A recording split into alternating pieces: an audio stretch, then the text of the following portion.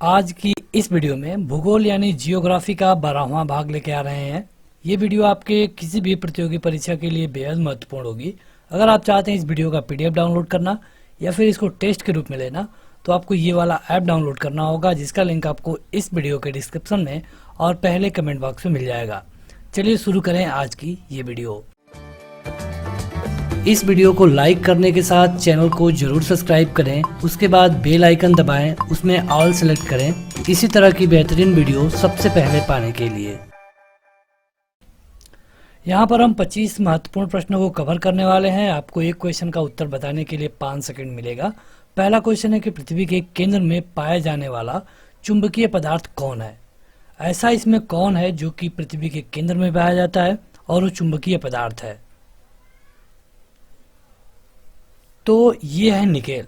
आपको अपना उत्तर 5 सेकंड के अंदर ही बता देना है कमेंट करके।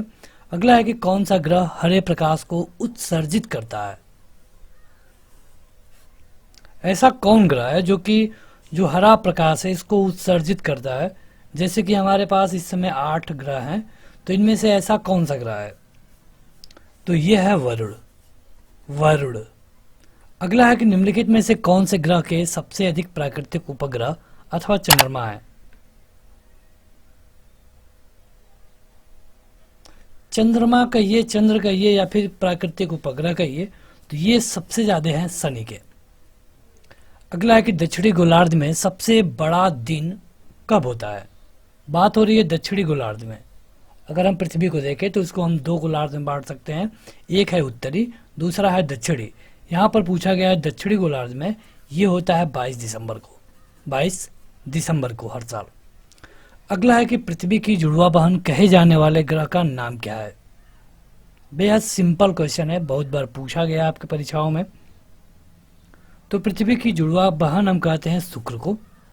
और देखिए आपको बता दें कि अगर हम बात करें शुक्र की, तो शुक्र कई चीजों में पृथ्वी से सेम है, इसीलिए पृथ्वी का इसको जुड़वा बहन कहते हैं। पहला कारण यह है कि पृथ्वी से नजदीक है। दूसरा कारण यह है कि पृथ्वी यहाँ 365 दिन में चक्कर लगाती है, ये 325 दिन में चक्कर लगा देता है। तो इस तरह कई चीजें सेम होने के कारण इसको हम कहते हैं। अगला है कि पृथ्वी के उत्तरी ध्रुव एवं दक्षिणी ध्रुव को मिलाने वाली रेखा को क्या कहते हैं। मतलब अगर हम काल्पनिक तौर पे पृथ्वी के उत्तरी ध्रुव और दक्षिणी ध्रुव को मिला दें तो उस रेखा को क्या कहेंगे। इसको कहा जाता है देशांतर रेखा। अगला है कि 2 देशांतर रेखाओं के बीच की दूरी निम्न में से किस नाम से जानी जाती है। मतलब ढेर सारे देशांतर रेखाएं होती हैं, इनमें से अगर हम किसी भी क्रम से 2 को ले लें तो उनके बीच में की जो दूरी है उसको हम जानते हैं गोरे के नाम से। अगला है कि वह अक्षांश रेखा जिस पर सदैव दिन और रात की अवधि समान रहती है कौन है। मतलब इनमें से कौन सी ऐसी कंडीशन है जहां पर हमेशा दिन और रात बराबर होता है।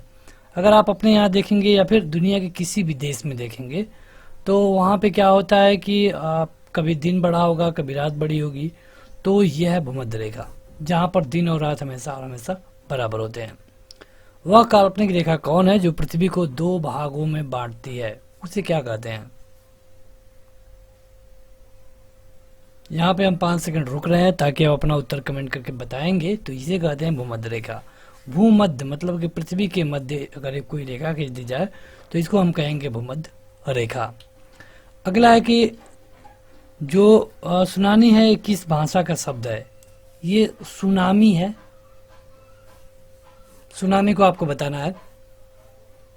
तो सुनामी जापानी भाषा है, सुनामी एक जापानी भाषा है। अगला है कि निम्नलिखित में से कौन सी रूपांतरित चट्टान है।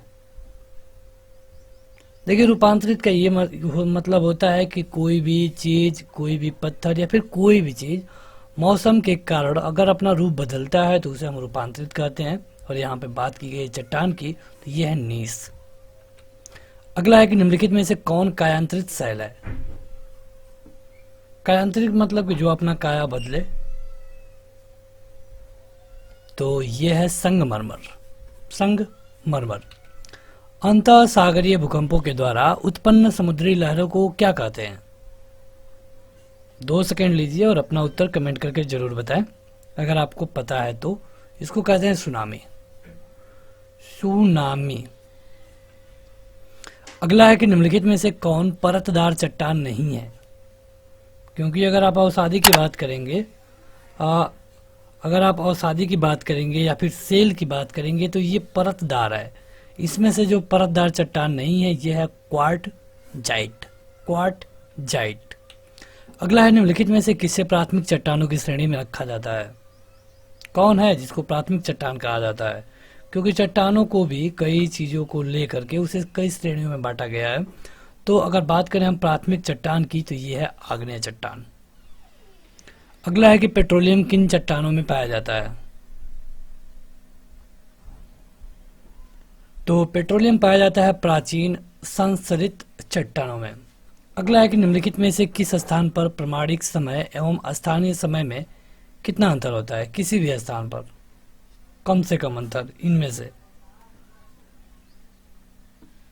कहने का मतलब ये है कि भारत से जो रेखा जाती है प्रमाणिक समय का, ये कहाँ से होके जाती है यही आपको बता देना है। तो ये जाती है इलाहाबाद के नज़दीक नैनी से।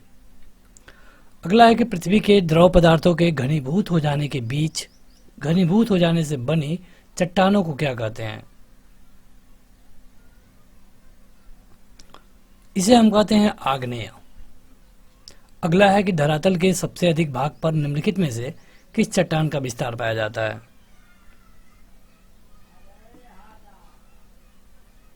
तो यह है अवसादी चट्टानें। अगला है कि पोटवार पठार निम्न में से किस देश में स्थित है? पोटवार पठार भारत में नहीं है, म्यांमार में भी नहीं है, भूटान में भी नहीं है। यानी कि अब आपके पास केवल दो विकल्प है, आप 50-50 पे बता सकते हैं। तो यह है पाकिस्तान। अगला है कि एल मिस्ट्री ज्वालामुखी किस देश में है? कोलंबिया में तो बिल्कुल नहीं है और इटली में भी नहीं है। यानी कि ये आपके दोनों उत्तर गलत हो गए। आपके सामने अब दो उत्तर है, चिली और पेरू। अब बताइए एल मिस्ट्री ज्वालामुखी है पेरू में। अगला है कि विश्व के विशाल वलित पर्वतों की रचना आज से लगभग कितने मिलियन वर्ष पूर्व हुई थी? तो बहुत ज्यादा दूर नहीं है ये ना तो 200 है, ना तो 300 है, ना तो 400 है। ये है 30 मिलियन वर्ष। अगला है कि निम्नलिखित में से कौन ठंडी स्थानीय पवन नहीं है? मतलब कि कई जगह जो हवाएं होती हैं इनका अलग अलग नाम होता है, छिनुक, गर्म हवाएं, हरमनटन। तो यहाँ पे आपको बताना है कि कौन ठंडी हवाओं वाला पवन नहीं है। तो यह है फ्राइजेम। अगला है कि विश्व में कुल कितने महाद्वीप हैं? इनकी संख्या है 7। सबसे बड़ा महाद्वीप है एशिया, सबसे छोटा महाद्वीप है ऑस्ट्रेलिया। तो बस आज के इस वीडियो में इतना ही। इस वीडियो को लाइक करने के साथ इस ऐप को जरूर डाउनलोड करें, जहां पर आपको इसी तरह की ढेर सारी वीडियो ऑलरेडी मिल जाती है। इस ऐप का लिंक आपको इस वीडियो के डिस्क्रिप्शन में और पहले कमेंट बॉक्स में मिल जाएगा। आज के इस वीडियो में इतना ही। Thank you.